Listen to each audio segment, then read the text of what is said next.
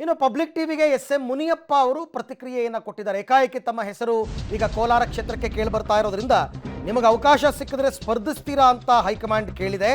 High command ಒಪ್ಕೊಂಡ್ರೆ ನಾನು ಸ್ಪರ್ಧೆಗೆ ಸಿದ್ಧ ಅಂತ ಹೇಳಿದ.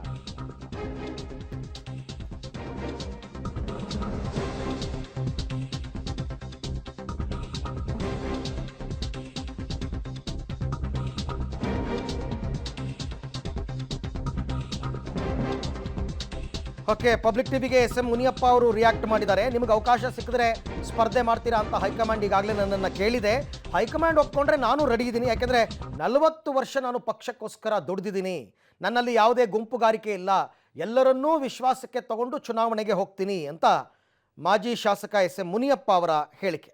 ಟಿಕೆಟ್ ವಿಚಾರ ಈಗ ಕಗ್ಗಂಟಾಗಿದೆ. ಬಹುತೇಕ ಈಗ KH ಮುನಿಯಪ್ಪನವರ ಅಳಿಯನಿಗೆ ಟಿಕೆಟ್ ಮಿಸ್ ಆಗುತ್ತೆ ಅಂತ ಹೇಳಲಾಗ್ತಿದೆ. ಹಾಗಾಗಿ ಹೊಸ ಅಭ್ಯರ್ಥಿಗಾಗಿ ಈಗ ರಾಜ್ಯದ ನಾಯಕರು ಅದರಲ್ಲೂ ಕೂಡ CM DCM ಹುಡುಕಾಡ್ತಿದ್ದಾರೆ ಅಂತಕ್ಕಂಥದ್ದು. ಬಹುತೇಕ ಎಡಗೈ ಸಮುದಾಯಕ್ಕೆ ಟಿಕೆಟ್ ಕೊಡಬೇಕನ್ನುವಂತಹ ಒತ್ತಾಯ ಇರುವ ಕಾರಣ ಈಗ ಹೊಸ ಎಡಗೈ ಸಮುದಾಯದ ಅಭ್ಯರ್ಥಿಯನ್ನ ಹುಡುಕುವಂತಹ ಕೆಲಸ ಈಗ ರಾಜ್ಯ ನಾಯಕರು ಮಾಡ್ತಾ ಇದ್ದಾರೆ. ಅದರಲ್ಲಿ ಇವತ್ತು ಚಿಕ್ಕಬಳ್ಳಾಪುರದ ಮಾಜಿ ಶಾಸಕರಾದಂತಹ ಎಸ್.ಎಂ. ಮುನಿಯಪ್ಪನವ್ರಿಗೂ ಕೂಡ ಒಂದು ಅಭಿಪ್ರಾಯವನ್ನ ಕೇಳಿದರೆ ಅಂತಕ್ಕಂಥ ಮಾಹಿತಿ ಸಿಕ್ಕಿದೆ. ಹಾಗಾಗಿ ಸ್ವತಃ ಚಿಕ್ಕಬಳ್ಳಾಪುರದ ಮಾಜಿ ಶಾಸಕರಾಗಿರ್ತಕ್ಕಂಥ ಎಸ್.ಎಂ. ಮುನಿಯಪ್ಪನವರು ಇವತ್ತು ನಮ್ಮ ಜೊತೆ ಅವ್ರನ್ನೇ ಮಾತಾಡ್ಸೋಣ.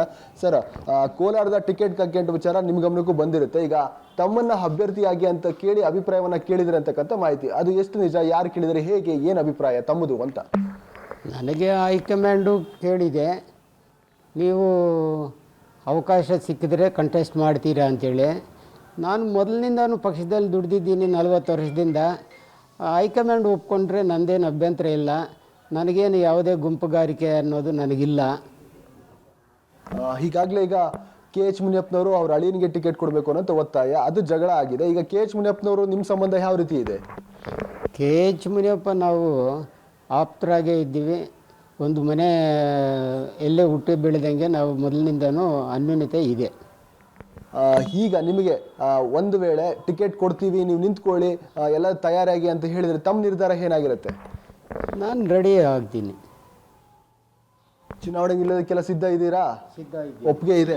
ಇದೆ, ಒಪ್ಪಿಗೆ ಇದೆ. ಈಗ ತಮಗೆ ಯಾವೆಲ್ಲ ನಾಯಕರು ಸಪೋರ್ಟ್ ಮಾಡ್ಬೋದು? ನಮಗೆ ಎಲ್ಲ ಕಾಂಗ್ರೆಸ್ ಪಕ್ಷದಲ್ಲಿ ಇರ್ತಕ್ಕಂಥ ಎಲ್ಲ ನಾಯಕರು ನಮಗೆ ಸಪೋರ್ಟ್ ಸಿಕ್ಕುತ್ತೆ. ಈಗಾಗಲೇ KH ಮುನಿಯಪ್ಪನವರು ಬೇರೆ ಶಾಸಕರ ಮಧ್ಯೆ ಬಣಜಗಳ ಇದೆ. ಈಗ ಎರಡೂ ಕಡೆಯವರು ನಿಮ್ಗೆ ಸಪೋರ್ಟ್ ಮಾಡ್ತಾರೋ ಅಂತ ವಿಶ್ವಾಸ ಇದೆ, ಸಿಗುತ್ತಾ? ನನಗೆ ವಿಶ್ವಾಸ ಇದೆ. ನನಗೆ ಬಣಗಳಿಗೂ ನನಗೂ ಸಂಬಂಧನೇ ಇಲ್ಲ.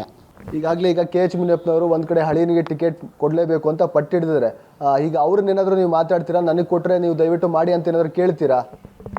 ನನಗೆ ಅವಕಾಶ ಸಿಕ್ಕಿದಾಗ ಮೊದಲು ನಾವೆಲ್ಲ ಎಲ್ಲರನ್ನೂ ಮಾತಾಡಿ ನಾವು ಒಪ್ಪಿಗೆ ಪಡಿಬೇಕು.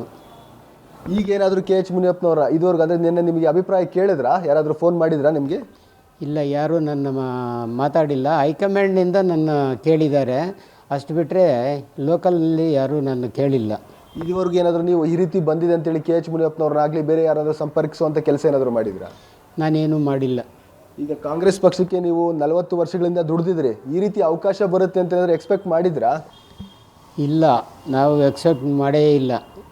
ನನಗೆ ನಾನು ಶಾಸಕನಾಗಿದ್ದಾಗಲೂ ಹಂಗೆ, ಇವತ್ತೂ ಅದೇ ರೀತಿಯಲ್ಲೇ ನಮಗೆ ಅನ್ಯೋನ್ಯತೆ ಕ್ಯಾಂಡಿಡೇಟು, ಎಲ್ಲ ಸಮುದಾಯಗಳಿಗೂ ಹೊಂದಾಣಿಕೆ ಇರ್ತಕ್ಕಂಥ ಕ್ಯಾಂಡಿಡೇಟು ಅಂತ ನನಗೆ ಆವತ್ತು B.Pharm ಕೊಟ್ಟಿರೋದು.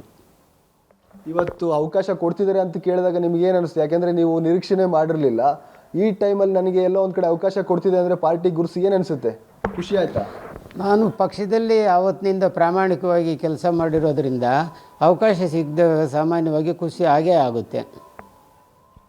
ಇದಿಷ್ಟು ಇವತ್ತು ಮಾಜಿ ಶಾಸಕರಾಗಿರ್ತಕ್ಕಂಥ ಎಸ್.ಎಂ. ಮುನಿಯಪ್ಪನವರ ಮಾತು. ಸಹಜವಾಗಿ ಈಗ ಹೈಕಮಾಂಡ್ ತಮ್ಮನ್ನು ಅಭಿಪ್ರಾಯ ಕೇಳಿದೆ, ತಾವು ಅವಕಾಶ ಕೊಟ್ಟರೆ ಸ್ಪರ್ಧಿಸ್ತಾರ ಅಂತಕ್ಕಂಥ ಅಭಿಪ್ರಾಯವನ್ನು ಕೇಳಿದೆ. ಹಾಗಾಗಿ ನಾನು ಒಂದು ವೇಳೆ ಅವಕಾಶ ಕೊಟ್ಟರೆ ನಾನು ಸ್ಪರ್ಧೆಗೆ ರೆಡಿ ಅನ್ನೋಂಥ ಮಾತನ್ನು ಹೇಳ್ತಾ ಇರುವಂಥದ್ದು. ಕ್ಯಾಮ್ರಾ ಪರ್ಸನ್ ಪ್ರಕಾಶ್ ಜೊತೆ ಮುದ್ದು ಕೃಷ್ಣ, ಪಬ್ಲಿಕ್ ಟಿವಿ, ಚಿಕ್ಕಬಳ್ಳಾಪುರ.